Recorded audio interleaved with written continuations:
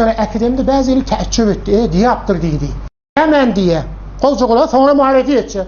Men yine derhasım. Mahfeli fiqhide şu attır olakon üşye ahul her fasıllı üşyen mahfeli fiqhi. Şolaşı bahsi koyaylı.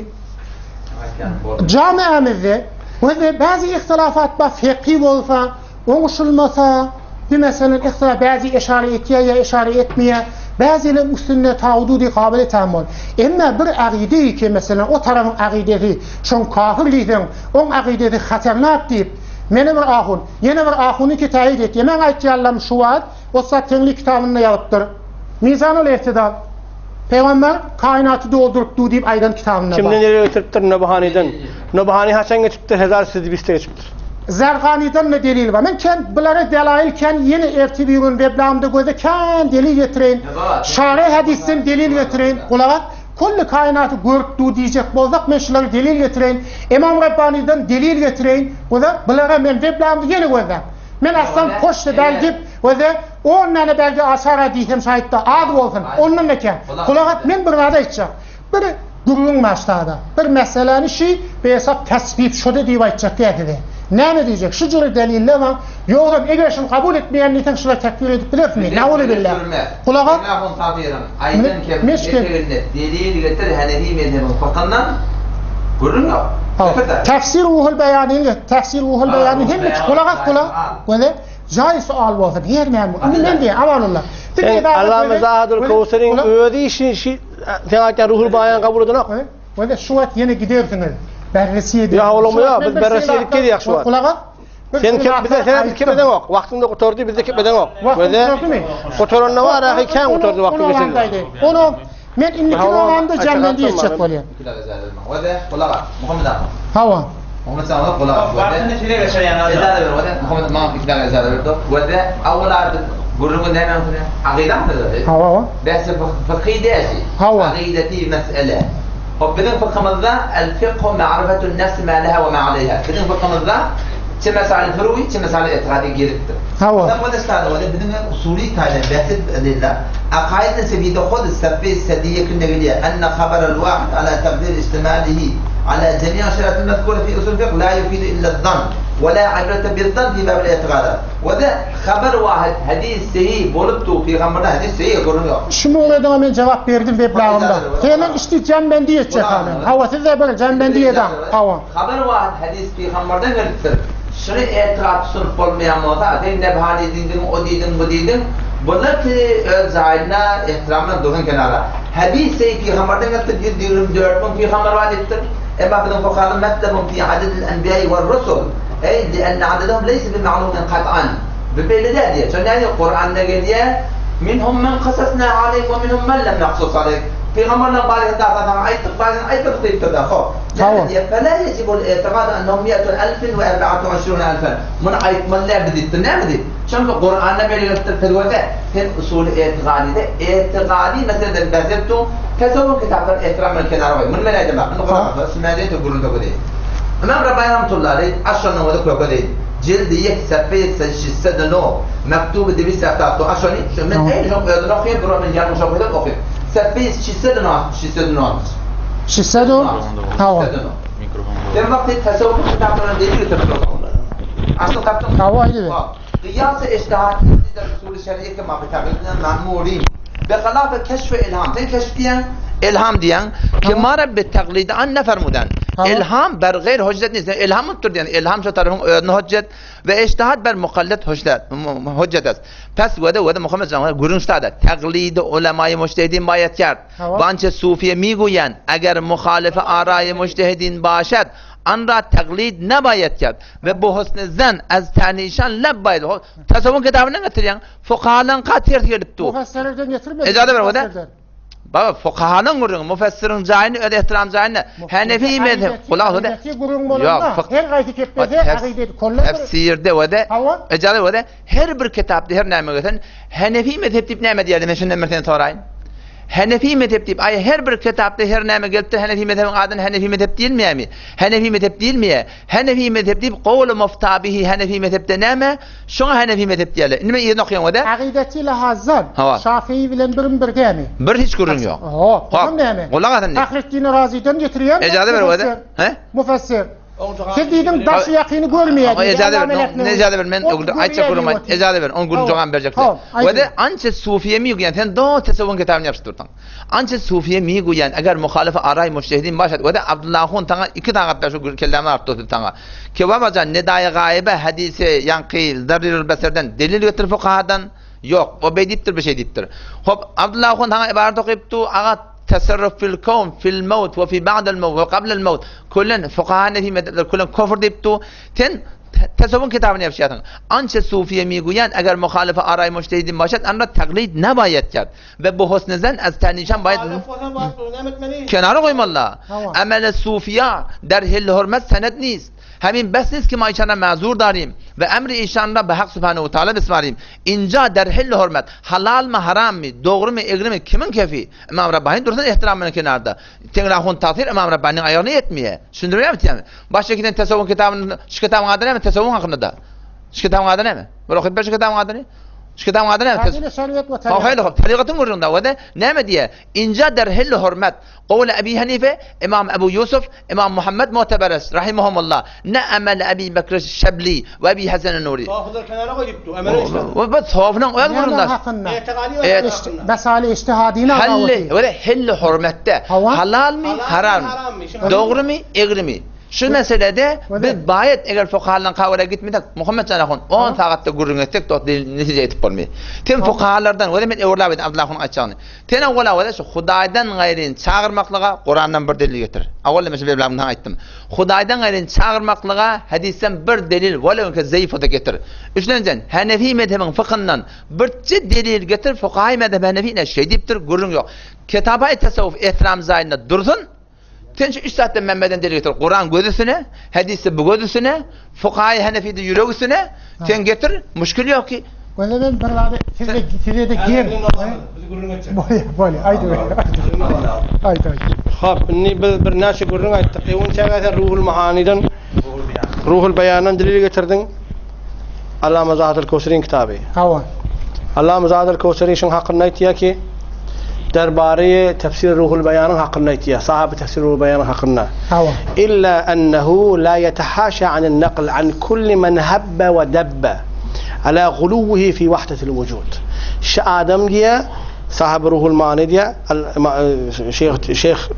شيخ حقي لا يتحاشى عن النقل پرواد نقلت يا هر بر ينقل يل في أغرض هم يدين كترياديا يعني إيش نرتب يا بس واجي جاكوليا كنت هونجا بيبر يعني اشتاد المار يا أخي اللهم زاد الكوثري الشيخ حقين ثيناق يك وإذننا إويا إذننا يا مشخادن إذنتيا وكان واعظا وازت يادي أصولي دي فقيه دي طويل النحس في بحوثه يونشنا تساهل وادي على تساهله منه في النقل من كل كتاب ننقل كتاب النقل دفتر هرب كتابتن دوغر بولتو ده نقل شنو تساهل واديا بس بشجره بر متساهل ادم كتابن تفسير روح البيان مثلا من الاسلام من اودنا يلا دبار اخي اكثير كان كتابته قال يا سفيه هاشتاد دودا نعم ديا واتى باراجيف كثيره ونعم كب أراجيف كثير قتربتر لا ينبغي الالتفات إليها شو ديا بر التفات توجه ما نديا مناسب تاديا وفتاوى زيفة روح البيان حقنا قال شيء وفتاوى زيفة شنو فتاوى زيفة لا يعتمد عليها ما اعتماد المياه وليس في الحقيقة في التفسير الكتاب العزيز بشيء كتاب العزيز كالله تعالى كلامه شو حقنا بالتفسير ده بديه كلامي واشترى على كتاب الله بإدخال ما ليس منه جرأة تردي الله تعالى كتاب نديا كأول بردادي كتاب الله هذا الناس عشان تقدر ترديها كلامي بي وحتى بريد هذا عاشا دقيقة بريد هذا أبو بكر دقيقة بسورة جنة هذا عاشا دقيقة هذا معاوية دقيقة وأما القاسطون فكانوا لجهنم حطبا شو دام تفسير كتير قلده شو تعد هذا عاشر هذا جهنمي يقول جهنمي يقول صعبره البيان نعم يقول şöyle bir işaret ettiği bir hadisi ki kasitun yeli ibaretinde temminen muşraklı. Fakat şunu getireni bilen cehennemi dediğimiz ol bir işare bazı ustadı cevap verin. Bazı fukahalardan imamen cairen Hazreti Muaviye diyorlar. Şu cavri diye tevil etti İmam Rabbani. O tevil etti. خب fakat şu bakasın. بهيتشي اما مكتوب مكتوبات ظاهر الكوثري شنو متساهل ليه ما دوام ديوق شيلامي كل نقل كل من حب ودب ديبتر شيلامي يدرا وتساهل هر بكتب نقل ديبتر ذات بيابس شنو ديبتر pes var axı şicre bir kitabı ki her evinden gelen kitaptan alıptır pes o kitabın kendi etibarı olmuyor. Allah'ımız adet koysun. Vahdeti vücudun üstünde nazar verdi. Vahdeti vücudun üstünde. Ola cudagana itiya. Ola Rabbani tevcih etiya. Ola on cudagana itiya. Ala guluvi fi vahdetil vücud cudagana. O başına itiya ona. Onu guluvi vahdetil vücud o cudagana bir da. Yöne diyeni bilemiyorum. Niresine attak diye şeylerini getirmelmiştik. Niye? Bir mesela. Vahdeti vücuda attak diye mi? Vahdeti vücuddan İmam Rabbani diye düşündürebilir. Vahdeti vücud. Vahdeti vücudu kim tanıyor? Ehli irfan tanıyor. Vahdeti vücud benim devamı yok. Hava? Vahdeti vücud. İtiraz etti de sonra. Söyle Allah'ımız yok. Zahid el-Kevserini gerek yerinde mahkı tahavvül lib alyan. Zahid el-Kevseri şişin yaptır da sen şuna itibarın bana nakil ettirsin şeyler. Doğrudur. İstigasan gurrunlarına fuyuzatın gurrunlarına Zahid el-Kevseri diyen. İznin ne var inni sen başka getiren diliyle diğerine Zahid el-Kevseri'nin marahı kabul etmeyecek. Değil kitapla mutabat ettiyenler. İcazı o ne mi diktiler ediptir? Mutlak etmeyen Allah'ın Zahid el-Kevseri'nde. Mutlak kabul etmeyen.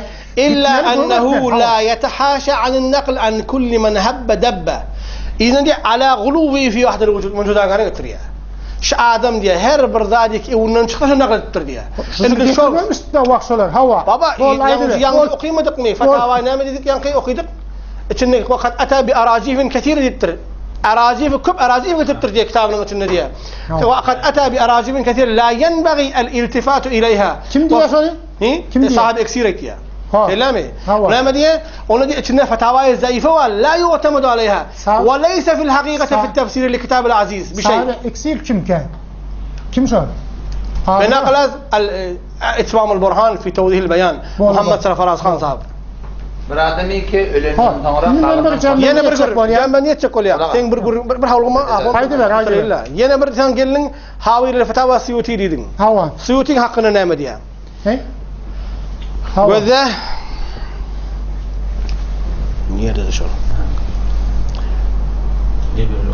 الحاول الفتاوى تبع إمام سيوطي قي وإمام سيوطي شافعي المذهب وبس أوقات تساهل شكار ديا شلامي بخاطر شنو درك لك حديث تحقيقنا شو وراها كان ديان ملادي جكوليا حاوي وفتاوى تحقيق شرطه وهم راخيسن وان شافعي مذهب إذن النوار أخي شافعي مذهب ولا ده بريارم إني أخي صاحب روح البيان أنا قد تساهل شكار ديا بيبر مثلا إني أخي تنبر إذن قرنما صوفياء كرام أول أضوت تقريبا يقرم مش تقرن مردين سلامي بلام يرنده يا قرن مردين سلامي هم بدك قلاقة أتردق بالموضوع مثلني إني أنا يعني أرباب حاجات يقولون أرباب حاجات أزازي أولياء إلهي أحياء أموات در مغاوة مالك مددها تلبينا ما ينتب قرنين بيتوافقون قرنين يوك سلامي بيتوافقون قرنين بيبر إذن اشتاد إمام رباني أودي ين قرنيتيا إمام رباني در مكتوبات خود نوشتن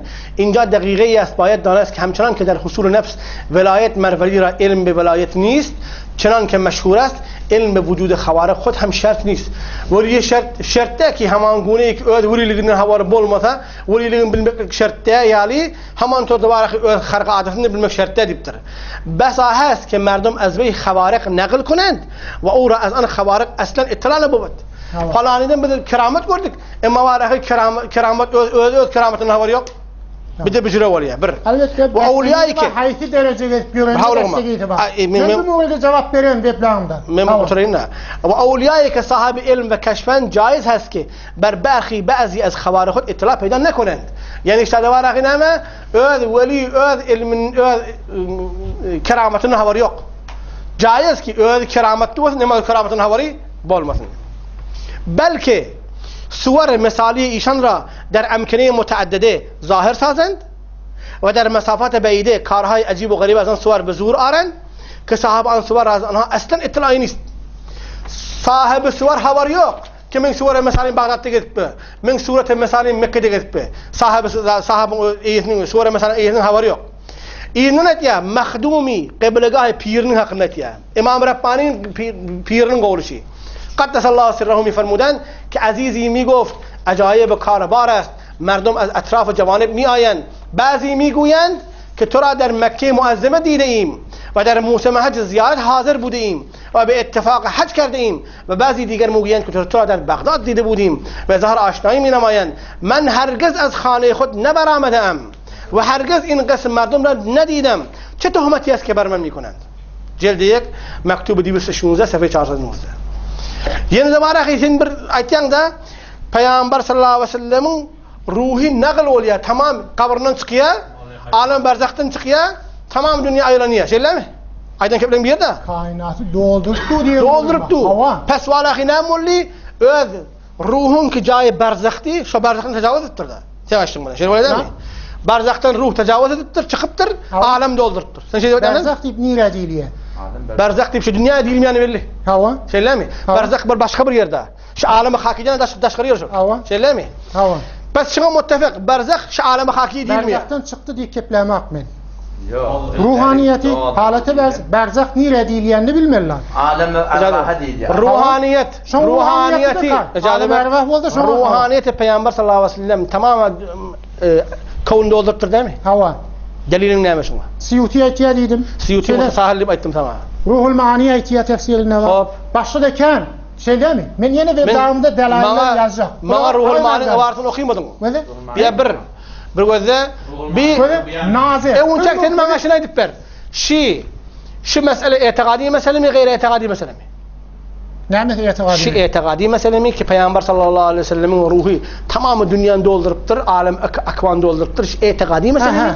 İtikadi mesele değil mi? İnanmaklık ne ecre diyeyim da? Hava, inni men şuna... Kat'i mi ya zanniyetinin üstünde de? Şunu bize bir ayet ver. Sonra yine gururumda der. Ve hadisle, göze? Men de kitap var. Sen ayetiyen genç. Peygamberin muhimmet hadini alıp Kur'an mı? Nerede ayarman bir yerde olmalı akı? Mutlaka nerede girmeli onunla? Ama da görtü de anla. Ümmetini sıkıp olacak ya anla. Ne mi diyelim? İsa Peygamber ümmetlerden haber vereyim deyiptir. Haber vereyim. Nerede deyiptir? Haber maddi mi yaptır o? Öydeki de attın ben. Haber vereyim deyiptir. Haber maddi yaptır mı? Merkatı kulak Hacakun, merkattan ibaret okuyordun. Ay merdan. Merkattan delil okuyordun. Gözde, sen şöyle... Eğer olan vakti mi? Haydi bakalım. Ben indiki vaktimde sen ben diyedip kurum tamam edeceğim. İsa Aleyhisselam'ın hakkında gururun ettin de. İsa Aleyhisselam'ın sen şu kıssasından haysi biri, sen ayetken hikayeti ki Kur'an'da geldi İsa Aleyhisselam'dan şundan hazır nazar bittir. Ya şu İsa Aleyhisselam öydeki bazılardan haber veriyor. بما تدخرون في بيوتكم دي قرآن قال يا حيث بر مفسر بر فقيه بر علم كلام عالمي شنن قلب پیغمبر صلى الله عليه وسلم عالم الغيب حاضر نازل دليل بيرن كوكت برد يانجه مولا علي خارج عبارة نخيل من قلقت وما ذكره بعض الأولياء هذا أخون قلقت أيده هوا وما ذكره بعض الأولياء وأول برادي كبعض الأولياء ذكر يقدر من باب الكرامة كرامة بابنن مرقات جلديك سفيش السشيشين قرن هاشي yang sen okuyan merkatın sen hava şişon iyidi وما ذكره بعض الأولياء من باب الكرامة والذلك بعض أولياء من باب الكرامة أيتيالر بأخبار بعض الجزئيات كبعض جزئيات أخبارنا من مضمون كليات الآيات وآيانا كليات مضموننا فلعله بطريقة المكاشفة كشف الطشون بطريقة مكاشفة لعل ديودا فلعله شايد كي بطريقة مكاشفة شو قبل وتر يا شو أو الإلهام وتر أو المنام يأخذ وتر شل هي ظنيات مهم مثل بالظنيات لا تسمى علوما يقينيات من علوم يقيني دي واجد المياه بدين اعتقاد ماذا نعمل ثابت فليه علوم يقينية ثابت فليه ين إيرنا okuyan ibaretin Farsisinden Arabi tersten. هوا يعني فارس عبارة أخذهم شو عربي ثي وما التوفيق بين الآية توفيق آيان عرفنا وبين ما اشتهر عن العرفاء خب آيان عرفنا كي لا يعلم الغيب تبتو ودوار أخي عرفاء بيدي وتبتو سين قولنا قتيا بلن عرفنا بل توفيق برمري ها من الأخبار عن العرفاء من الأخبار الغيبية، كما قال الشيخ الكبير أبو عبد الله في المعتقد: ونعتقد أن العبد ينقل في الأحوال حتى يسير إلى نعت الروحانية فيعلم الغيب. أخير عبارة شيء شنما حتى أيضا ياركي بر صفة الروحانية اليار فيعلم الغيب غيب باليار، وتتوى له الأرض ير يغنى ويمشي على الماء يسوق نوريا، ويغيب عن الأبصار جذرنيتيا. إذن شو وراخي يود جو قبر يا مولا لخارين ناجري وليش توفيق ناجري شيء وناديا فلأن للغيب مبادئ غيب شين بالمبدأ لروار ولو أحق ولا واحق بر لا واحق بر بموادي وار، فمبادئه مبادئ مبدأ لا يتر عليه ملك المقرب، ملك المقرب تشوف بلناق ولا النبي المرسل في غمر بلناق. وأما اللواحق أما اللاحقات كليا فهو ما أظهر الله على بعض أحبائه، والبرادك بعض أحباتنا ظاهر إتبتر سلامي برا والله ما اعتقاد ما هذا بيا بيقولن أيدي من يغنى إني ينا إورلاب ترموني تصرف أولياء تصرف بعد زمرك تصرف شو تقريبا بالثهات يعني موتيق سلامي شغل من بعتقاي تلان وفيها يو هجاكون تين بردي برزة برزة شوات آيرا وفي شوات نقط بول إكشي من كل دقيقة لما تهات يارم قرنتك 16 دقيقة هجاكون خبر ثاقت 7 دقيقة خب تقريبا إكشاد خوردي بالقرنتك توقشت هذا إكشاد خوردي عشان من عبارة بحر الرايق تنوخيدم كلين تصرف بعد زمرق يوق قبل زمرق يوق بعد زمرق يوق شيء أصلا تصرف يوق شو هذا من دليل لقيدم ثاني عبارة الفقيه ده كتردم وثاني عبارة الفقيه مطالبتهم هذا رشدي من شوات اجتهاد يار مدن ولي من ثاني دليل إيش مدن برجع قرآن برآية حديثا ولو زيف وثن برجع حديث برجع عبارة از علماء علم كلام كم مفتاح ينقي نعم ديالنا ينقي كتاب هاي اعتقادي معتبر ديالنا مثلا وذا قاضي سنا الله صاحب اختيار وذا هجاهون من كي قلقت قاضي سنا الله مولانا شاه ولي محدث دهلويين شاگردي صاحب التفسير المزهري وذا معتبر كتاب هم مسشن قبول تيالا قاضي سنا صاحب ارشاد طالبين يعني كتاب النايتيار دعاء از اولیاء مردگان و زندگان و انبیاء جایز نیست شی دیرتی کم ننطر شاه ولی محدث دهلوی ننطر دعا از اولیاء مردگان و زندگان و انبیاء جایز نیست. رسول خدا صلی الله علیه وسلم فرموده الدعاء هو العباده وقرأ وقال ربكم ادعوني استجب لكم. بابا الدعاء عبادت شيء ونما من شاغر من اجابه دين. ان الذين يستكبرون البر ادم من تكبر يا من عباده من شاغر مقتل سيدخلون جهنم داخلين ولا وراء جهنم يجكون وينا باشخية هواتيا أنت جهال ميقويان تأيذنن أنت جهال ميقويان يا شيخ عبد القادر الجيلاني شيئا لله دي واتيالر يا خالد شمس الدين يا خالد شمس الدين فاني فتي جايز نيستي واتيا شركستيا آدم جرس أيضا شركست يا ماراخي فقهاء الكرام جرس أيضا آدم نري كافر تشو أيضا نقلكي شون اعتقاد شبر كفر ولندن شو الكفر نقل الله ينا ما لابد ديه والدعاء از عنها خاصة سجده کردن به سوی قبور انبیا و اولیا و طواف گرد قبور کردن و دعا از آنها خواستن نظر برای آنها قبول کردن حرام است. عبد الله مستوى بریم ظهور الكرامة ليس من لوازم الولي ولا في استطاعته كل ما أراد له. إيش الكرامة اختيار دي بيتهم أنا وده عاشي كتابتهاش النبراس شرح عقائد إلى كم جلد ناشدي. جواز برجل ترام. هذا ما برجل تاني. خاشين في الله دي كترودي. هوا. نبراس شرح عقائد سبية هشتات خد متن نجديا ظهور الكرامة ليس من لوازم الولي ولا في استطاعته كل ما أراد. وقتی صاحب صدرنا عقیده کتابن متن نگرتو که کرامت اختیاری ده onun استطاعتن yok. Senin gelip şunun davalaşmak da keramet ihtiyari. Akona şöyle hamurunu. Delillenirden tezavvun kitabından ol uçuptur, konuptur, geliptir. O sumasana gittir, bidayettir. Doğru öyle hamur gurun. Xo'p, beni bir gurun bo'ldim axir. Gözeni göze. Sejan İmam Razi'den mara Şahla kıpırmadı. Abdullah Muhammed kula. Haşiyet ne geliyor? Haşiyet çağrı ne geliyor? Ennel halik. Şibrdadaki vudin vücudundan sadır buluyor. Fi'lullahi Teala Yahluquhu ey Allah Teala şunu diyor. Lezhar sıdkın nebi. Şu peygamberin vücudundan sadır etti ya. Fakat Allah Teala'nın fe'li. Yani bu kimin peygamberin ihtiyarına diye. Keramatta muazzam feri. Keramatta velin ihtiyarında diye Müslüman. Yine var ahi. Ya Ahun Merdani. aytsak ki görünüyor yankı o ahunu 24 tane kep edemedim demedim ki 24 tane kep. Bir dakika onun yüzünden kepledin mi? Aytsak qolyarım yine kepler de müşkil yok ki. Xulas edecek yine bir ahunun eden etirazlarına cevap verdi bunlar. Yığın ayrı. Yine gözleştirdi bir yankı İmam Razi'nin bir delil getirdi. İdnine var ya eyyuhen nebi deyip para ısrattı. Şekilde cevap verdi o hemen yığınacak. Gözde İmam Razi kul la emliku nefsi zarran vel tefsirine diye vel muradu inne inzalal azab على الأعداء وإذا حار نصر الأولياء لا يقدر عليه أحد إلا الله نصت برجك وذا عذاب ينرجك وذا فقط خداي ينر بليه هيج كما إد بلنا تفسير كبير جلد ذهب سفيس ذهب هوا إذن مناسبة حالتي وقتي كبيامبر صلى الله عليه وسلم ولا تصرف yok ona peygamberden başka kim başarmış işte peygamber başarı nokta evliya nazara başarmalı İznin İmam Razi başka kul inni la amliku lakum darra ve la rashada den sonra şu tefsirine diyor ki ve ma'na'l kelam enne'n nafi' neperguci ve dar zerberguci ve murşid hidayet perguci ve mughwi gumrah kuci huwa Allah Teala. Şu ölülüğünde, diriliğinde de başarmıyor yani. Başarmıyor. Ebu Talib hidayet etmedi de Peygamber sallallahu aleyhi ve sellem. Beybersin de beceremez.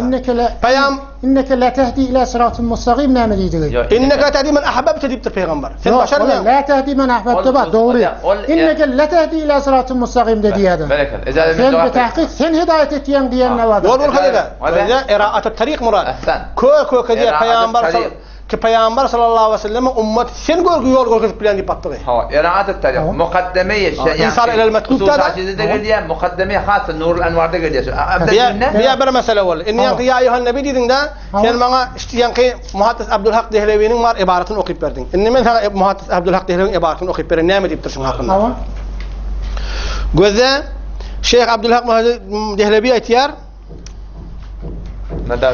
اگر گویان که خطاب حاضر را بود خطاب حاضر را بود و آن حضرت صلی الله علیه و سلم در این مقام حاضر نه حاضر است پس توجیه این خطاب چه باشد جوابش آن است که چون ورود این کلمه در اصل یعنی یا ایها النبی ورود اصلی شب معراج به صیغه خطاب بود دیگه تغییرش ندادند ادامه نوقی هوا بر همون اصل گذاشتن ادامه تمام شو اوقی مکتوبات حضرت شیخ بر حاشیه اخبار الاخیار برهالغما 316 یعنی شیخ عبدالحق محتزلی وقتیار در حقیقت این دعا است در نماز اگرچه به صیغه خطاب است هدایته بیبر هدایته خود هدایان قلنا الله ملکنی و رحمت الله علیهم حاشیه‌ن هر kim gözü korkudan Esselamu aleyke eyyuhen nebiyyun etezirne Allah melekini ve rahmetullahi etti diye hikayeten Sürşeme Meraç'tan hikayeden Esselamu aleyke deyip aydılıyor diye.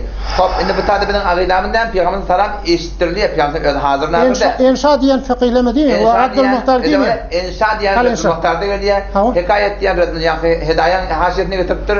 Her suratında da hadis geliyor. İnne lillahi melaiketen. Allah için ferişteler var. Seyyahine fil ard yeryüzünde aylantılarla yubelliguni min ümmeti esselam. Men ümmetimin salametini yadettir. Gördün o da ne hadiste geliyor. Vakti bir adam egmas çıkaran Peygamberimiz bir adamı dolan oydun dediktir. Ne mi deyip? Ferişteler var utanyalı dediktir.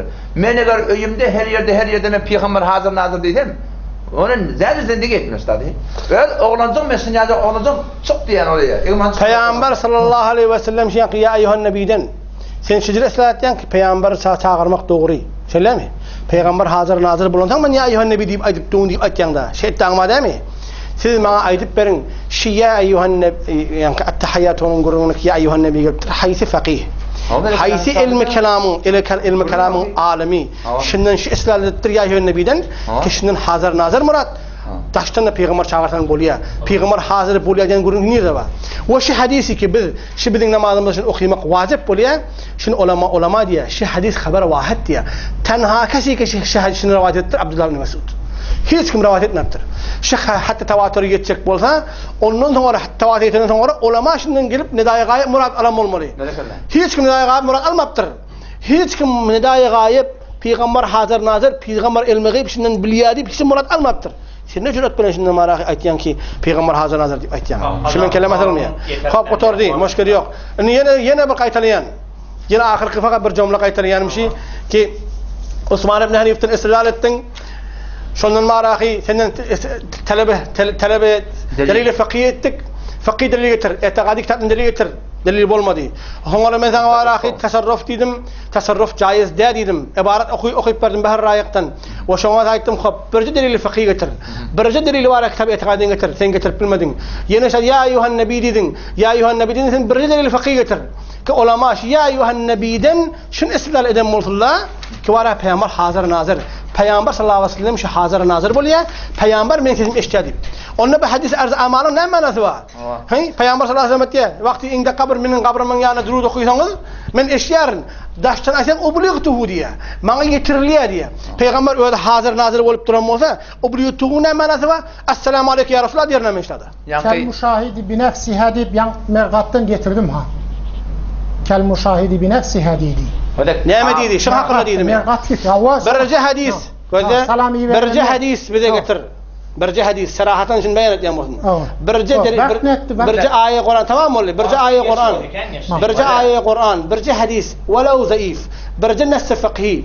Birje dana kitab mu'tabar etikadiden delil getir. Sen şu aýtýan mutanga sabit et. Muhammed sana kel müşahid bi nefsihi diýeni wagty ki assalamu aleykum diýenden aýtýan, bu ýaky özün peýgamber görüp duran ýaly. Bu da ki peýgamber sallallahu. Bir de kaf ýokdur da, kaf teşbih üçin gelýär. Kel müşahid. Kel müşahid engar görüp duran ýanak bol. Bu ýaky görüp duran ýaly. Ondan sonra da Sahih Buhari'de hadis gelýär. Hadis Sahih Buhari'den bardan gözleýän. Umum tefsirlerde bak. Ahir sureye Maide. Kaviyetlerin delil.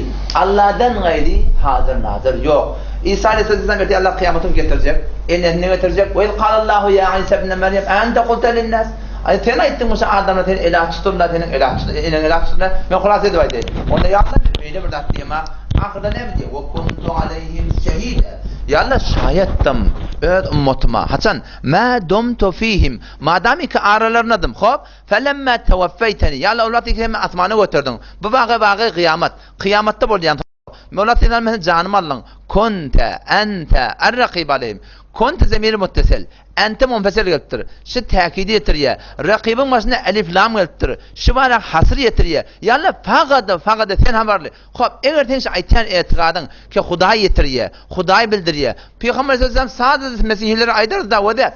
Hudaýyň oglulyman, peder ruhul kuduslyman, falanlyman sadece aýdardy da wada. Siz şeytan çağırın. Şu forum çağırın diýip barakim. Peýgamber sallallahu aýdardy da. Emma to ejale ber. Wagt berin ben. Wagt berin wada sada. Yeni bir aýtjak goýansa wada. Ondan sonra şu en hadis var şu yan hakin aşağında. Eyni şu ayetin matiyatını ejale bermeýden ýatdan men şonu. Men ýadymda başa gulagat men ýatdan etip beren şonu. Wada eyni şu ayetin matiyatyny Peýgamber sallallahu ertin men kıyamatda ummatym bir migdaryny cehenneme gaşan berýärler diýe. Men şonu öwünden çykjak diýe. O sahabi ya Allah bilen men ummatym bilen neler berýärler. Men aýtjak diýe. Men ummatym diýip aýtjak. Allah tarapdan elan bolacak inneke la tedri ma ahdathu ba'dak.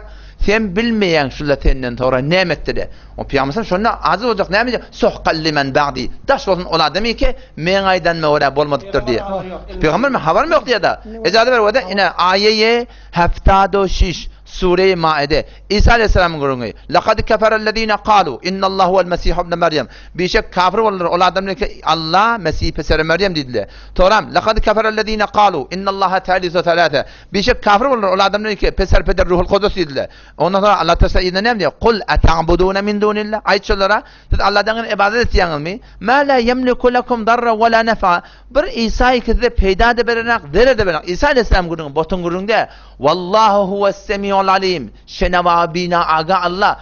Eger sen aýtýan etikadyn Hudaý berýär, ýetirmeli, Allah Taala zahir edameli. Peýgamber sadece mesihler aýdyp da dogry aýtýaňyzda İsa ta ýetirmeli. Şu borum çağırın.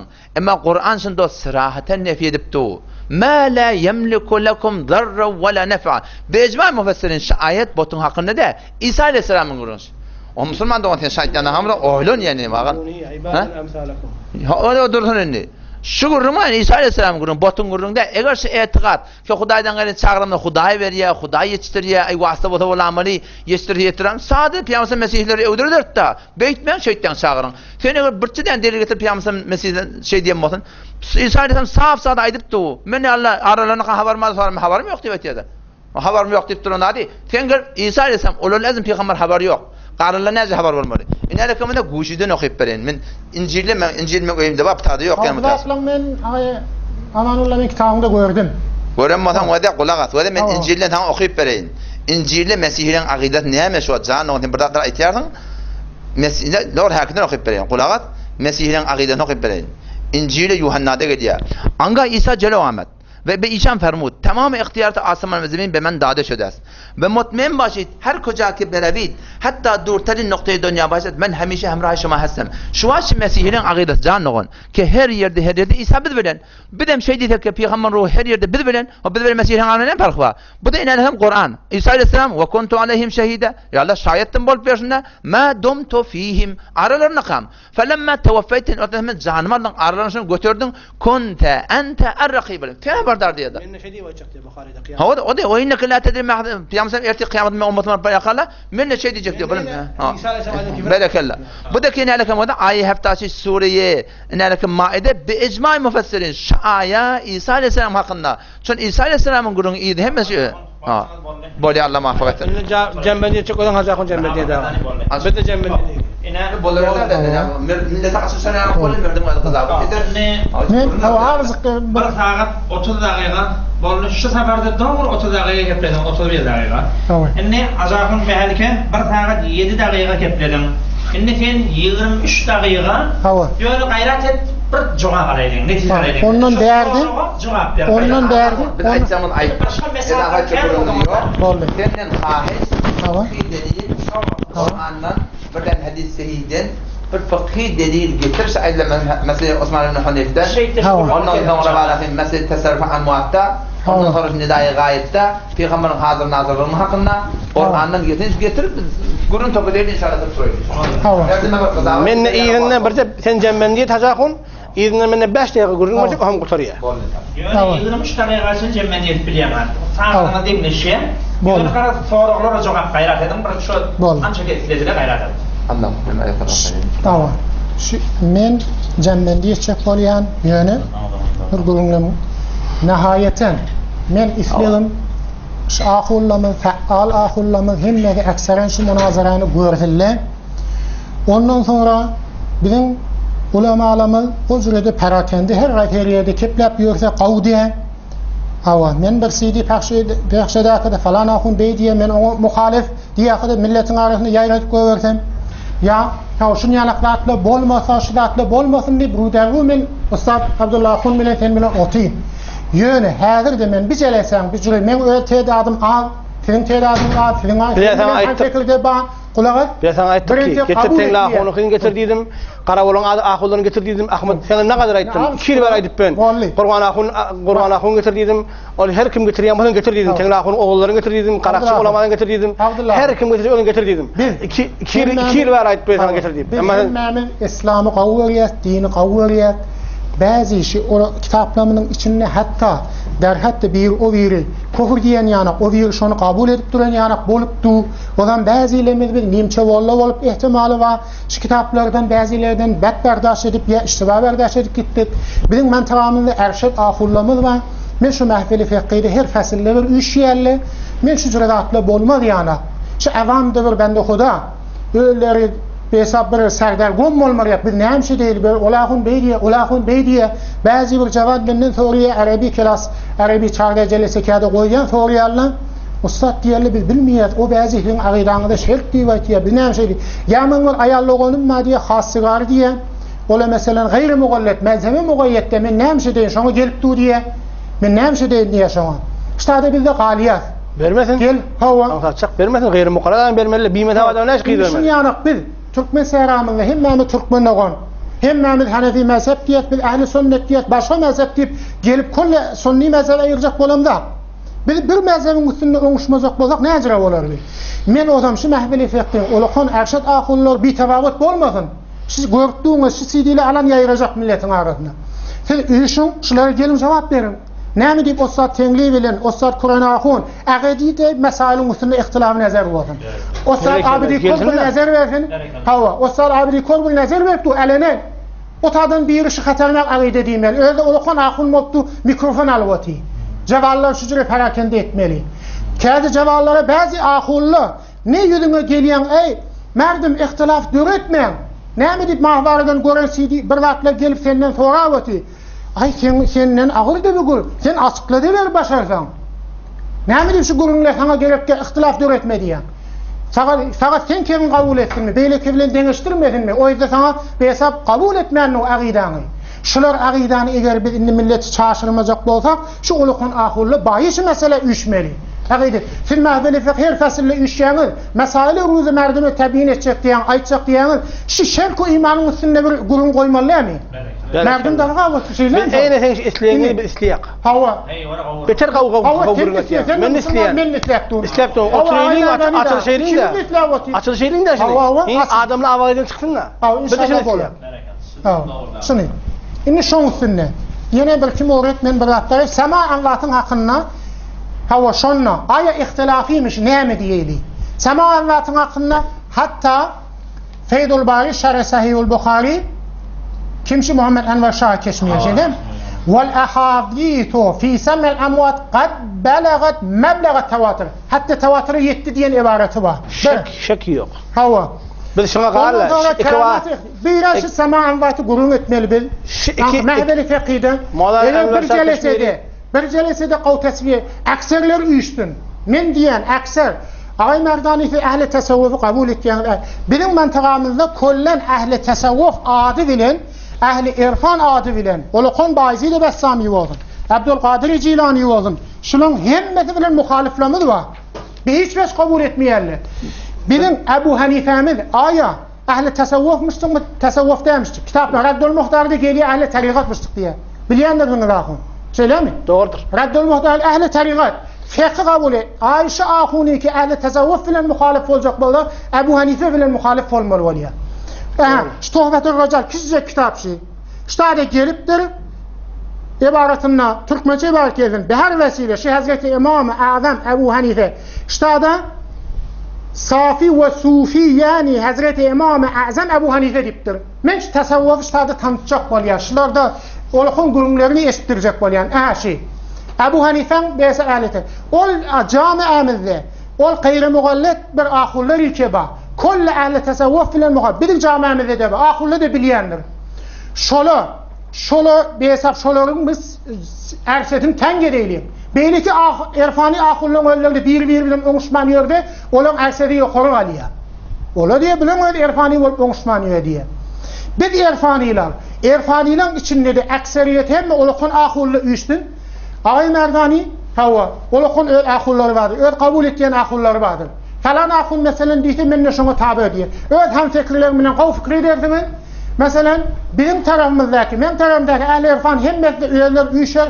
İki taraftan ne dedim? Ağay Merdani mesela taraftan hemmette üyüşük gelmeli. Biz de mesela olukun ahulları ve divotika sana setin çıkarmalı, batçaşım diyelim Ahmet. Çarem yok ki. Zaten sen beter awdan etýän. Sen aýtýan adam hem men tasdiq etýän şahal bolmaly.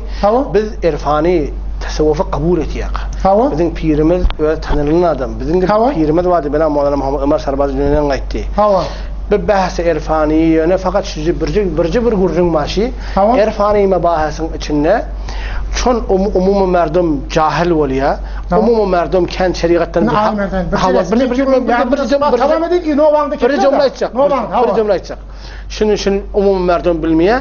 Biz şunu aýtmaly, aga şu irfani mesailler her zady ki şeriata mutabık bolsa, fiqhine mutabık bolsa şu makbul, ýoksa makbul diýmeli bolar. Doğrudur. Çäremiz ýok başga. Ýoksa adamlar gumrah. Sizin öz kitaplarınızda da men bir atlar gözledim. Şu Golzar Awliya. Sen öyle kabul etýän, öyle okuyan, Saravan goştu okuyan ustadlaryň şuna imza edipdir. Şada kim ýazypdyr? Bir mürek keramat şundan okuýyn. Ýok, kim ýazypdyr şonu? Golzar Awliya silsile. Ýok, kim ýazypdyr? Nebisindesi kim? Näme gözlerdiň da? Bu nebisindesi bardyr aýdynda.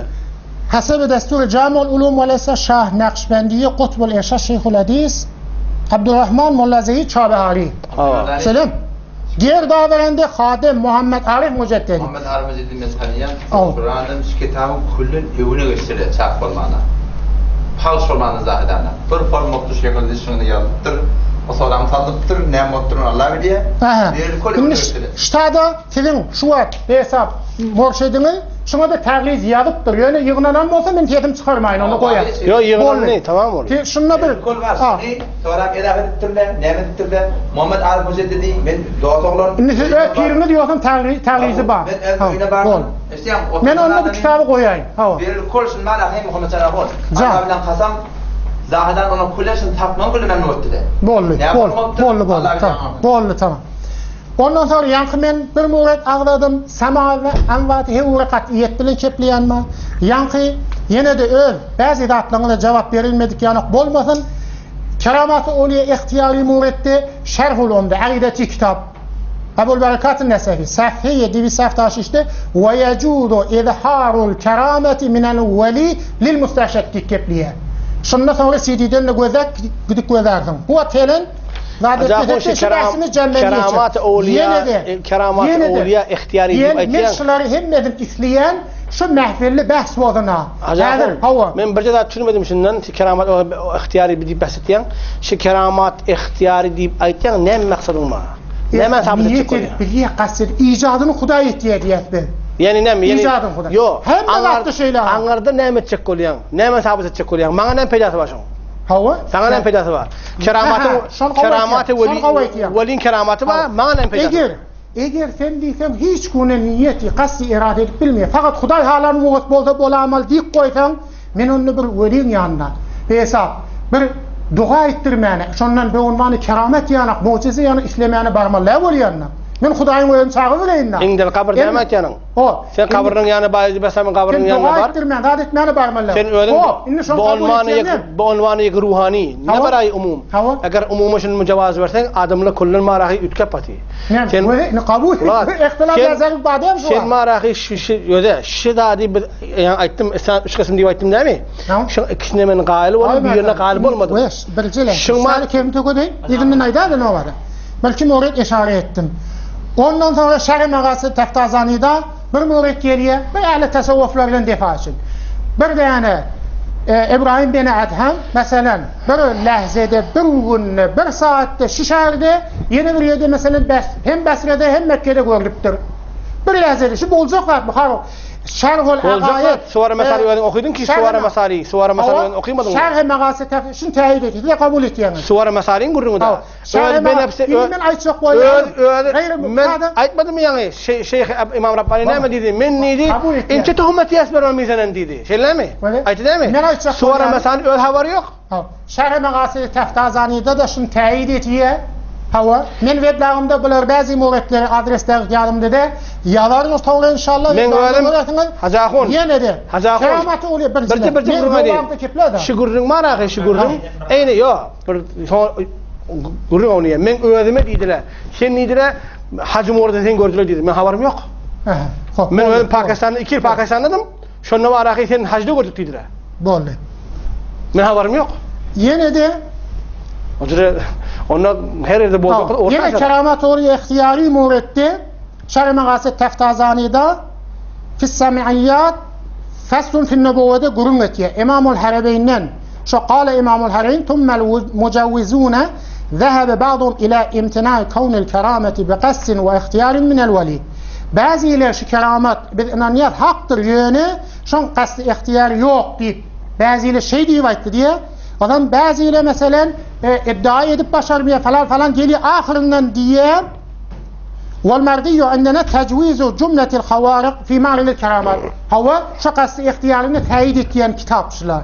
Şimdi ben işte yankı aydan gurunlarımda ayttım yine de yankı bir muret var bunu da bir aydan olukun gurun men bir Arabi öde de tercüme Farsi bolupdur Hezr bilen Musa'nın hikayeti ve Kur'an'dan Hezr gittiye ta'lim almanı Sure-i Kehf'tedir Musa'nın yanına Musa'nın yanına baranla mulakat edenle Hezre diye fenni inneke la testatiya diye men fenniye sabredip başarmazsın ben ettiyen işleme sen ta'lim almanı zarfiyetin yok diyen yanık şu gurun et diye onunla men havluk meni bir imtihan et diyen yanık o sual et ya musafirete gittiyenle musafirette bir gezip gören oğlunca uğruya şu kıssa hayı Kur'an'la şunu gözleyen olukun gen gurundur inni şunu bir o da Musa itiraz sen diye bir günah oğlan öldüradın diye onunla bir sonra kafir olacak diye ayendetinden haber veriyor Hezir Şuçuru bir 3 tane halet var. Üstünde de Musa bilmeyen yani itiraz ediyor. Men bir erfani kitap gördüm. Erfani kitap gördüm. Arabi ve tercüme Farsi'de bolupdur. Şonda bir jalip bir rada aytiya. Men hazır kabul edeceğim. Hazır bilemek yani anlatını. Şöyle diye Musa da diye şon ettiyen işini biliyor diye. قد علم سيدنا موسى حكم الأفعال الثلاثة وكان إنكاره بحسب السورة ليرشد الناس إلى ما ذكرنا كما ذكروا بعض شراح البخاري وماشي şöyle Musa itiraz edip de bizim Kur'an'ımızda Musa bilmiyor da diyecek da Musa da şunu biliyordu yönü bir hesabı sure diye şöyle itiraz etti diye merdüme şu pirin yanlıken şu pirin liyagatın adını bildirmeden şuraya alak o zaman şu mevzu diye Şurray Bukhari, Sahih Bukhari'nin şerhlerinde de geldi rivayetler.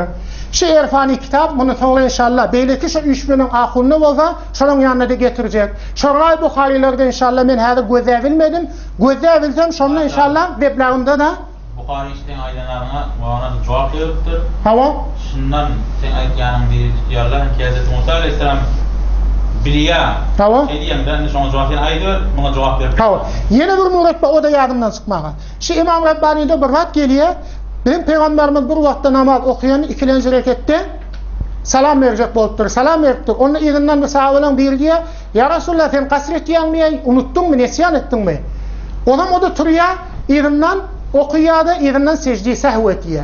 Onam şu muredi İmam Rabbani ağdiye sonra Hazreti Ebu Bekir Siddiq'in bir ibareti ve acib. Men şu peygamberin kaç ki şun sehvi olsadım deyip arzu. Nemeden çürü peygamberin sehvine kavurmeli.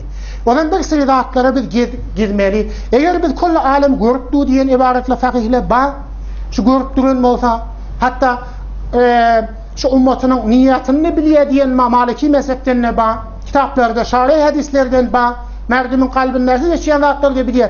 Belavi şu namazın öğüdü, peygamberin ödü, mukarrabterin Hudayı değil mi? Hayır, şöyle ne deyip sehv etmeli? Şöyle, adam her bazı kitaplarda ne sehv ta'limun lil umma da. Hava, ta'lim. İnşallah şey, zahiren sehv yala. Ama şu mukarrabterin ben de sehv etmeli yalak da. İndi kulağıta işim yok. Men şehadır verir. Ağır mesele, avamdan çon. Bir gurulundu. Islat doğanmaz. Ve şu gurulundu beğerdi. Men tafamak. Men bunlardan defa edecek bolduğun. Amanullah. Sen ol akmadan tane bilen gurunun içinde şöyle Şeyh Yusuf Nebhani de şu ibareti badi Müslümanın aytmalı kefideydi. Men şunu edine tahkika gittim. Erfanlı şudur. Beyleki orafalıda ayduvati. Allah'ın siyutiyi alak ayduvati. Buna da ayduvati. O zaman ben heyran kaldım. Eğer şu Müslümanın aytmalı kefideydi olsa şunun hemmedin bir İslam'dan çıkarımı. Şerk o kofrun üstünde tavakkuf edip olmuyor. Ya kofr diyordum ya iman diyordum. Tamam. İmam Rabbani ne mi dedi? İniştade edilen durumu tamam ettim ha. Hayır, köpünen madhavada men tamam kitlen köpünen kede. Avval kaydan köpün ki peygamber ne yadından çıkarmalı yanda. Ve zkur rabbeke ila nasit edidir Allah Teala. Allah bunu yadından çıkartan. O peygamber yadından çıkarıyordu. O Adem Aleyhisselam'ın hakkında ne mi? O yani şecere bağın hakkında fenesiye ve lem necid lehu azme. Adam da peygamberin Adam ferişteydi. Adam atı da yadından çıkarttır, peygamberimi de yadından çıkarttır. Yaddan çıkmak peygamberin peygamberlik derecesinden istat kelmiyor. Bu da bir bunun. Şimdi başlıklar bir zıda dedi. Şimdi ben kitaplardan delil getireyim. İmam Rabbani'nin öyle dediği ta kıyamete olacak. Ezel ve ebedi gördü diye ha. Bildi diye. Ezel var da. Şimdi şu cüret aklı var. Tamam. İstanı yan kayıtlayan köpüm ki ayet bir soru İstan'dan çıkarmalı mı? O da Meşketanı yazdım. Yani da tekfiri hadip şu gayri mukaddatları ki mantıkada Vehhabi diyorlar. Bir de Vehhabi der. Bir de Hanefi. Zaman tefsirinde Vehhabi der. Ahli tasavvufta size orafalarda kavur yani. Biz kurun yok. Bolli tamam. O da zaten o da. Kurun şunu derim mesela o da. Şikrat metalipleri ki irfanı ya böyle şeyle geliptir. Avvela hatta imkan. Men aytgan gapimde İmam Rabbani aytgan gapi. Hatta imkana cayet tavil edilir. Cayet tavil bolmasa ihtiram bilen kenara koyulur. O ne mi deyip? İmam Şarani rahmetullahi aleyhin hakkında Reddül Muhtar'da ben yazdım şimdi. Sefen taptıktan tafip vereyine. İmam Şarani rahmetullahi aleyhin hakkında Reddül Muhtar'da geliptir. İmam Şarani rahmetullahi aleyhin öyle hayatına kitap yediye akide-i ehl-i sünnetin hakkında. Tanıyla adam, tanıyla karnuhumun adam diyor. Hop. Şu da mani bela nispet münafıklar, Yahudiler, İslam'ın adı bilen İslam'ın içine girip şolar şu kitabı değiştirip çağ ediptirler. En bu suretine paş ettirler. Kullu mantığa ulamalar Şarani kahır oluptur deyip Fetva vertirler. Ahir Allah Müsaade rahmetullahi getiriptir kitabını ve şila men yadan adıma şey bu men yadan adım diye. Pes göde şiratları ki berede ardı ba ki bizim nusus fıkhimde ters şilari mümkün olsa tevil edilir. Mümkün olmadı öyle ya da nedir? Böyle şey deyip ihtiramını kenara koyar. Lazım değil ki bir geçerlimi tekfir edildi. Sonra orada tekfir etmekten şu an Mehmet tekfir eden şeytan lanetullahi aleyh, şeytan lanetullahi aleyh, bana sevap yok. Ebu Cehil lanetullahi aleyh, bana sevap yok. Sonra bana hüküm de. Ulamalar tekfir etmek, nauzu billah. Ama o da sıfır kaide şey. Hanefi mezhebin ulamaların hepsinin arasında. Teferrudat ba Hanefi mezhebin öylesine o da imam kim olmalı? Red muhtarda kurun ettir da. O alim olmalı, o kari olmalı. Ondan sonra hemen taqvatı güçlü olmalı, musen olmalı. Baştaki Hanefi mezhebinin kitabını bir tek kitapta götürür. Onu olmalı, bunu olmalı. Ahir ne vardır biliyor musun? Hanefi mezhebinin bazı kitaplarını ha. O diptir, dekarol khan, hayatın dekarol khan, son görmediptir imamın. Hop Allah Mesami ne mi diye? Baba sıfır yazar yalaklı ateşi diye. Ne mi diye? O bir adi Hanefi'nin bir yazıptır. Adi Ehl-i Sünnet'in bir yazıptır. O sen aytyan ki bu muhakkik kavle. Baştaki ulukan muhakkikli var da bir Hanefi mezhepte. Hanefi mezhepte tabakatı fukaha var. Şu tabakatı fukahanın öz usul meraftabına göre üstadı ne mi diyorsun? İhtiramla kenara koy diye. O da nerekem şu raful yedin etmelimin hakkında. Allah melekni ve rahmetullahi ö tahqiq diye da. Allah melekni rahmetullahi bir fetvasında sana cevaz verdir. Xuddi Hanefi mezhebi olsunlar. Ama şun hakkında Allah melekini mümkün tutulmaya. O ne mi deyip? Şun imamadan doğru dediptir da. Berdeki Yahman Xude Yanqi İbn Humam rahmetullahi aleyh. O ne meselede teferrudu var. Hanefi mezhepte müştehit bir tane yaki. Hatta şu taravan 8 rekat demektin hakkında da İbn Humam rahmetullahi aleyh şu bir rivayetinde deyiptir şu tarava 8 rekat sünnet-i muakkide qalan ne deyiptir? Sünnet-i zabayda deyiptir, musab deyiptir. Xo'p, işte da İmam Azam rahmetullahi aleyh tamam fuqahalar kullu icma ummatçı mesele bo'libdir. Çon İbn Humam işte teferrud ediptir. Biz şunu tutup bilmeyişmi diyerek sonki İmam Azam go'nda va go'nun da mesele etiqadide de şu irfani kitaplarda her neme geliptir, göze sürme. Hatta imkanat tevil eder. Yok, tevil edip bulmadı. Ab diye biz şunu düşünelim da. Yok o da var ihtiram ben ağa bir dursun zayını biz bilecek hemen hemen. Şunu eğer Muhammed sana şeydi koymasan dost gark bolacaksın seni. Öyle yan yitirip ne etmeyeceğim ben o beydip tu. Şimdi ben nihayeten başta kulun ağay merdanın henkide bolmasa nihayeten dua değil belki şu irfani akser ulukollamın erşetlemişim uzun hal ettin.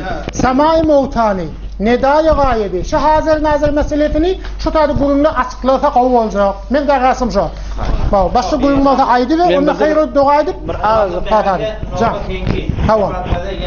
Bana icazet versen bir mecbur kurun versin. Aydı be. Bir dakika emas. 2 dakika vaqtına tengleşmeye. Eğer cevapsızlarım soruğun mağbursa indi cembendi eleydiğinde. Yok men kurumunu koy. Cembendi bolu da, cembendiye bolli. Yöne birce kurun ma. Tavza var aslında. Bolli men kurum tamam ettim. İnne. Birce kurun ma yaqi bir naşe mesela hakkında biz kurun ettik. Beter de begenim. Hava. Qav bir yumşaklık bilen kurun bolli. Hava. Bir çüncek bolup kurun ettik elhamdülillah. Mena şeýle qadidim. Hava çüncek kurun ettik. Elhamdülillah tohin ihaneti şikayetini birimizden etmedik. Xuda şükür. Ve yine de özüňde tahqiq edesim gelýär. Hava. Menne mezit bilesim gelýär. Hava. Ve şibir yarım dağıtları biz ayttık işte da sema mevtan hakkında bir ihtilafımız yok. Biz Hanefi mezhep olunca ayttık. Biz hiç safçıklarını gurrunumuz yok. Ben öğrenim kol verdim Mevlana Muhammed Ömer Sarbazi'ye. Ben safçıklarına hiçbir ihtilafımız yok. Yöne bahse tasavvufun içinde bir yarım gurrunlu ve avam çünmeye fıkh Hanefi'ye müracaat etmeli. Fıkh Hanefi'ye göre beraber olsa kabul etmeli. Bulması biz ulamaları, sufileri ma'zur bilmeli. Hemen günlük İmam Rabbani rahmetullahi aleyh diye. Ma işara ma'zur mi darim diye. Şeyler mi? O hem yankı nidai gayebin gurrunu valli. Allame Leknevi'nin men ibaretini okudum. Baba sema azdur sabit diye. O şanaş ulemayı ki bir sen gurrunde ulemayı ki Peygamber sallallahu aleyhi ve sellemi, awliya-i kerami taştan gıyasık iştiyadiya şu ulemalardan biz derhas ettik. Hemen o derhas ettin. Şöyle bize bir delil edip versinler. Kur'an'dan, hadisten, bize var ahi fıkh etiqadiden, kitab etiqadiden, bize bir fıkh Hanefi'den bize bir delil okuysunlar ki biz babacan bir gumrah olsak biz hidayet tafeylin. Şeyler mi? Biz doğru bir yolu yitirip vermeyin. Biz kıyışık veramadık, biz doğrulanız. Şeyler mi? Biz şu ulamadan derhastımız var. Eğer şuna bir deliller bağ varsa bize kork etsinler.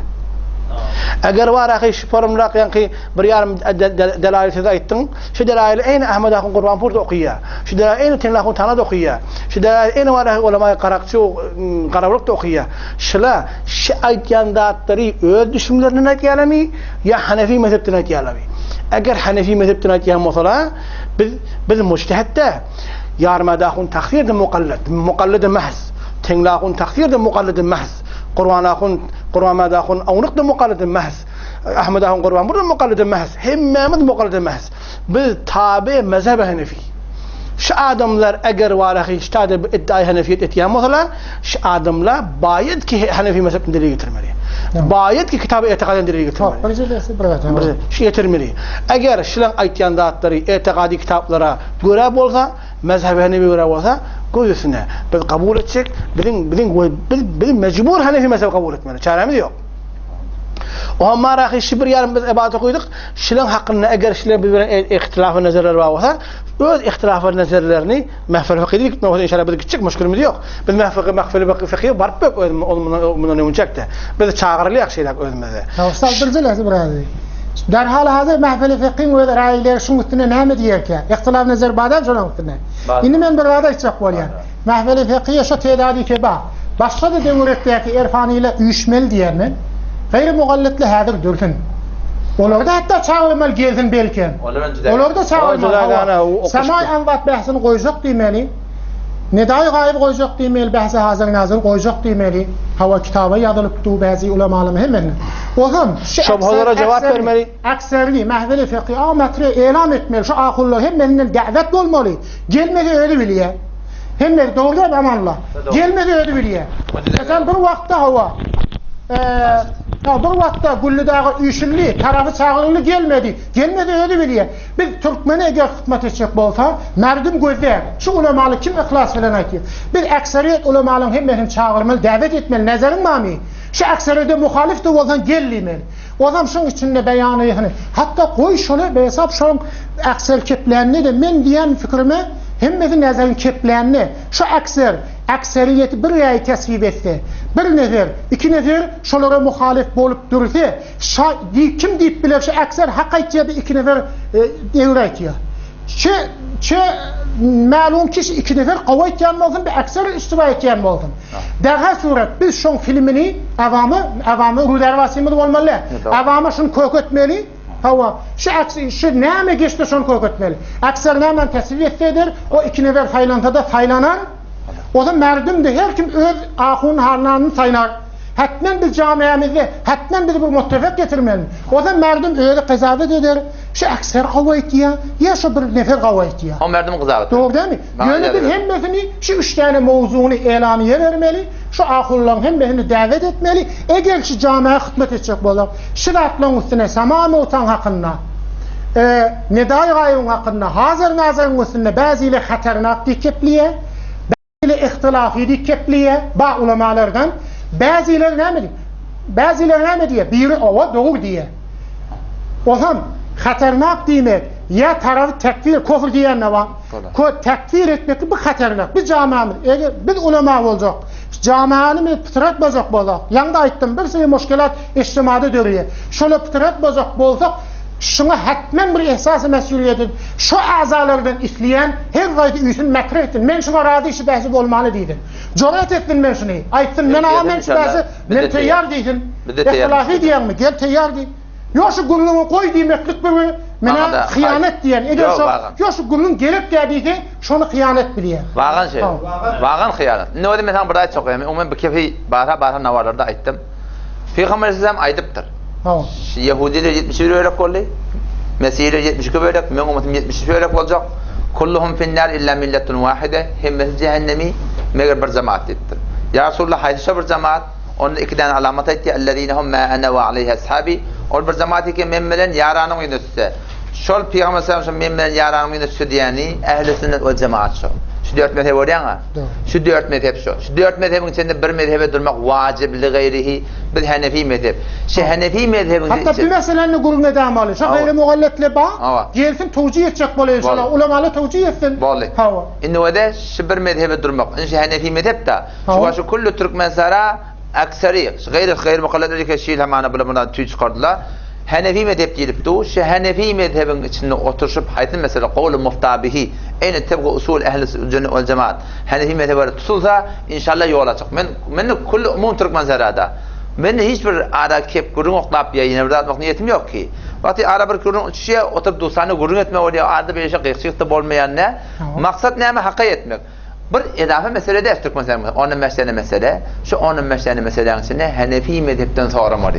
Yani Hanefi mezhepten. Hanefi mezhep ne mi diye göze sürme. İleride kamada yankı aydan kim var ha? Eğer siz tasavvufun kitabının harına her Hanefi mezhebin kitabını göremizde şunu Hanefi mezhep mi kadip tutup eğer barakım ödümüz oturacak olsak biz gumrah oluyorduk. İleride kamada muhaddis-i buzurg İbn Habban rahimahullah az İmam Abdullah ibn Vahab rahimahullah nakl mükünet kimi fermayet az silsede şahs alim ve muhaddis istifade burada.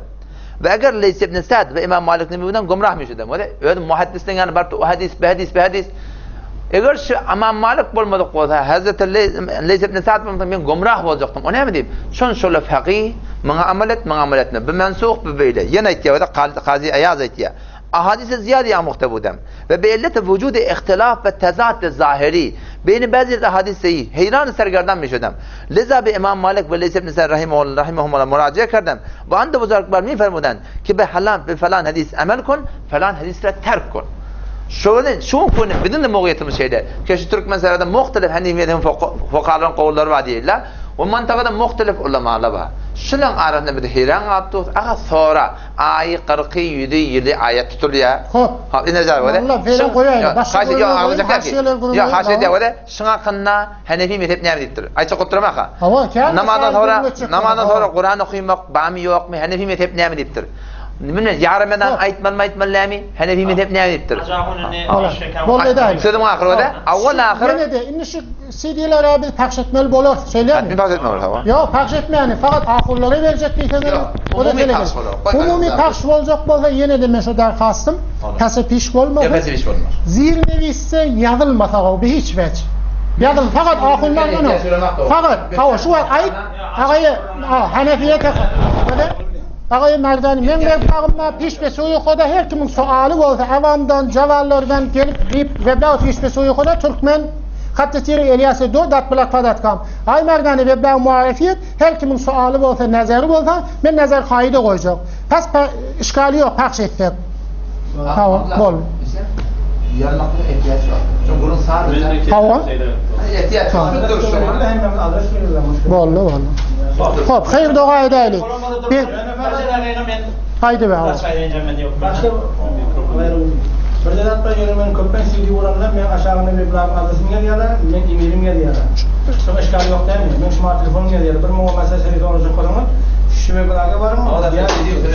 Sen evvelin sefede münazeri ahun belki ahun merdani yazıyan ştasıkta. Men weblog'da yazılı, öz weblog'da yazar. Men de şey değil. Kendi geçiyor, müşkül yok. Yok. Etin yok. Şeyde deskari deyip aydılmadı. Men efendim özünüzden çürübeyt diyen.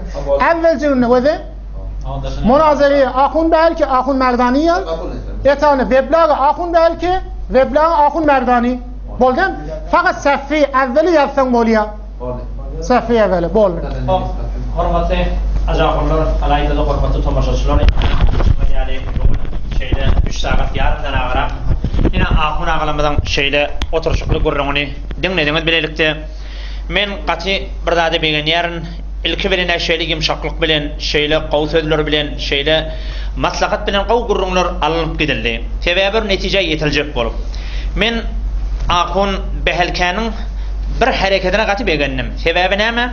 Bir kitaptan Gulzar Uliya diyen kitabından misal getirecek bolanına Hacahun Hafiz yolma şu kitap şeyle bir qiyinchilik bilen yığınallı deyip aydanına bol yer deyip şonu hurmat bilen kenarda koyup şonu aqdamasılığını men qati bilgendim. Bu bir edep, qati ulu görürüm. On tamam Hacahun yeni bir zat deydi şeyle bir netice alacak bolsak uyuşup yamaşattan ulu alimleri, ulu ahullamızı uyuşup bir maslahata yetmeli şu soruqlu hükmen metreh bolmalı deyip de ikincinin de alalaşanı inşallah beter bir behfitli vururum. Yönü men sözümün sonuna şeyle bir oturuşuklar şuvat camiamizde şu qiyinchiliklar bar. İnni bular fiqhi meseleler, beyleki meseleler. Emme berde am umumi suratda bir qiyinchiliklar var. Eğer Ahmet Udağa çekende bolsa hajaqlar qiyinqa suratda men şun bir işaret geçecek. Şuna ikinize bir nazar kutağınız aydan. Şuat bizim camiamizde merdumi ve am adamlamızı şeyle bir biderek zaten çıkıp barayan adam o Vahhabi bu Osmani. O Vahhabi bu Osmani. Şu gurrunlar qati kulakları aslan yadattı. Mahsusan intikabat kullarını, intikabat bulanını o badır şehirlerde Vahhabiyet bir mark bolup, inni bir Vahhabi falan demek ansatçık bilen yani bir mark bolup, şuları qati vagan izinna bir kep gurrun turuya. Şu urda Vahhabiyet neme bir qisqaca gurrun hükümünne hajaqun behelke, hajaqun hafiz yolma, bir kime Vahhabi demir, kime Osmani demir. Ança ki bir tahqiqat görüşümüde göre Türkmen sehrasında men yek derset Vahhabi yok mu kadiyen şayet bir fikre Vahhabi bir zat bağ olsun yöne men şuna etiqadım yok. Hajaqun behelke şu urda bir vagan bir qisqaca gurrun aydıp biladan. Şun tamaşaçılamaz ve davet ediyorlar. Belki şu urda inşallah her bir adam o Vahhabi bir Osmani digip yeme bolup durmasın. Gayret edin inşallah. Vahhabiyet dilinde bizim tüyende adımızda. Bir de avvalını qıyırıp bet. Biz Vahhabi derdik. Xahiş etdim. O zaman o da Vahhabiyet nimetini bilecek olsam yankı ahirkısıydı ki Allah Teala kabul etti. Menen 4-5 ay sonra hemen çektim. Adı da tekfiriha. Şol Vahhabiyet dilinde mantıqada yok de. Ba avval bir bestere habidedi.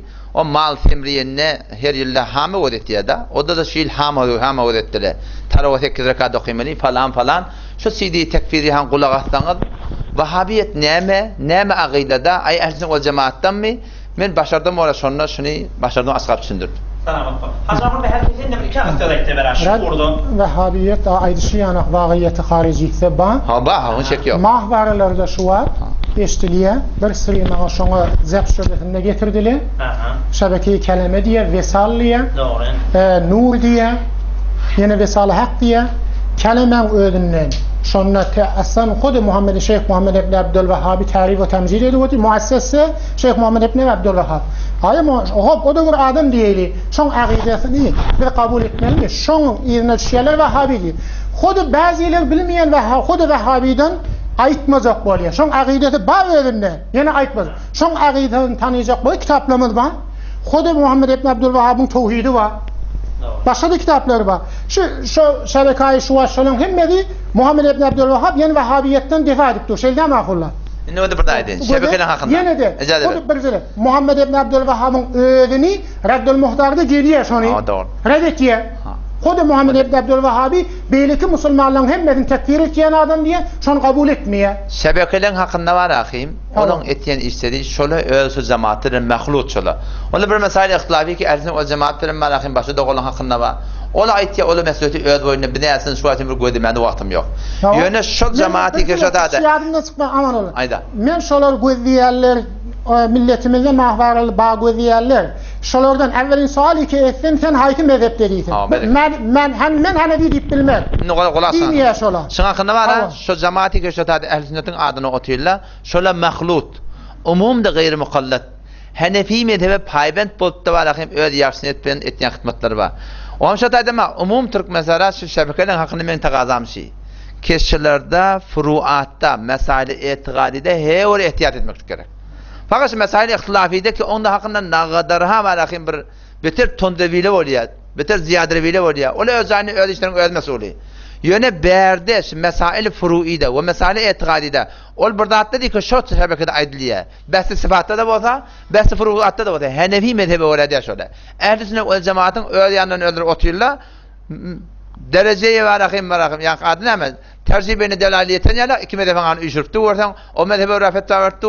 Şolun furuatta ve etikadiyatı ehl-i sünnet vel cemaatte tertibi ehl-i sünnet vel cemaate orada. Yani fikret meçhum mesai ihtilafi ki biz bilen bir doğulan arasında başon bir müddet vezahetten açıklanına şöyle bir alim makam deyipsiler. Yok o cürede. Belki şöyle furuatta ve mesai etikadide ne kadar mesaillerde var akıyım ehl-i sünnet vel cemaate kullen ters şola.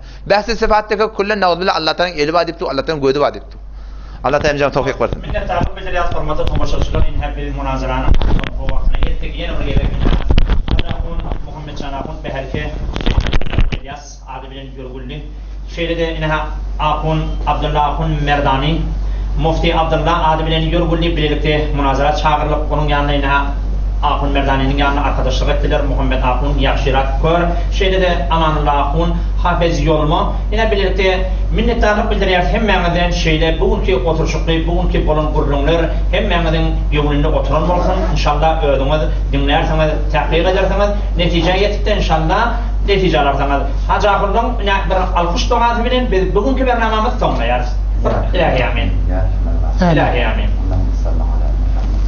اللهم آمين اللهم اهدنا وسددنا واهد بنا وجعلنا سببا لمن اهتدى اللهم اهدنا إلهي آمين وجعلنا سببا لمن اهتدى اللهم اهدنا واهد بنا آمين وجعلنا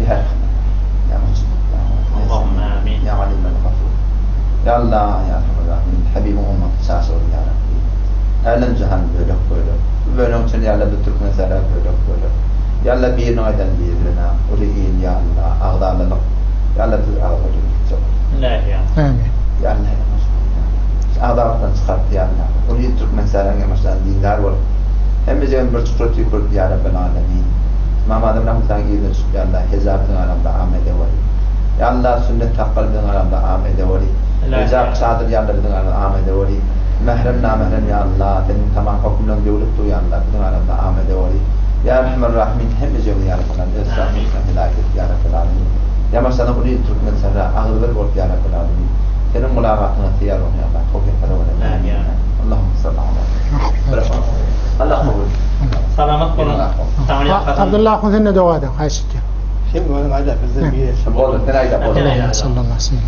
إلهي آمين اللهم آمين اللهم آمين